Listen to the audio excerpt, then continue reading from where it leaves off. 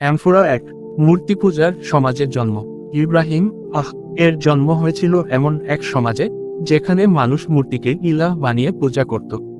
তার পিতা আজর ছিলেন একজন মূর্তি নির্মাতা ও মূর্তি পূজক। চারদিকে শুধু শিরক, কুসংস্কার আর অজ্ঞতার অন্ধকার। ছোটবেলা থেকে ইব্রাহিম চিন্তা করতেন, এই পাথরের মূর্তি কি মানুষকে সৃষ্টি করতে পারে? এরা কি শুনতে পায়, সাহায্য করতে পারে? আকাশগঙ্গা 2। সত্যের সন্ধান। এক রাতে তিনি আকাশের দিকে তাকালেন। তিনি দেখলেন একটি উজ্জ্বল তারা।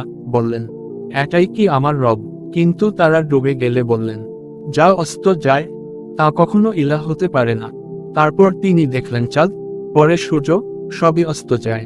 তখন তিনি ঘোষণা করলেন, আমি আমার মুখ ফিরিয়ে নিলাম সেই সত্তার দিকে যিনি আকাশ ও পৃথিবী সৃষ্টি করেছেন। এইভাবেই ইব্রাহিম পৌঁছে গেলেন তাওহীদের চূড়ান্ত সত্যে। কথা বলা মুখ 3। পিতার সাথে সত্যের দাওয়াত। ইব্রাহিম অত্যন্ত সম্মানের সাথে তার পিতাকে বললেন, হে আমার পিতা, আপনি এমন কিছুর ইবাদত করেন কেন যা শোনে না, দেখে না, কোনো উপকারও করে না? কিন্তু তার পিতা রাগান্বিত হয়ে তাকে হুমকি দিলেন, তুমি যদি থামো না, আমি তোমাকে পাথর মেরে তাড়িয়ে দেব। ইব্রাহিম শান্তভাবে বললেন, আমি আপনার জন্য ক্ষমা চাইব আমার রবের কাছে। মোয়াই 4। মূর্তি ভাঙার ঘটনা। একদিন উৎসবের সময় সবাই শহরের বাইরে গেলে ইব্রাহিম মন্দিরে ঢুকে সব মূর্তি ভেঙে ফেললেন। শুধু বড় মূর্তিটিকে রেখে তার গলায় কুড়াল ঝুলিয়ে দিলেন।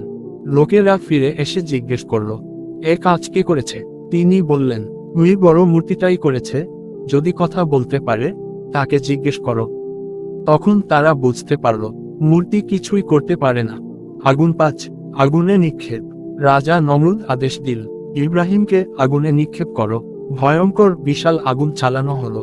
কিন্তু আল্লাহ আদেশ দিলেন, হে আগুন, তুমি ইব্রাহিমের জন্য শীতল ও নিরাপদ হয়ে যাও। আগুন জ্বালাল, কিন্তু পোড়াতে পারল না।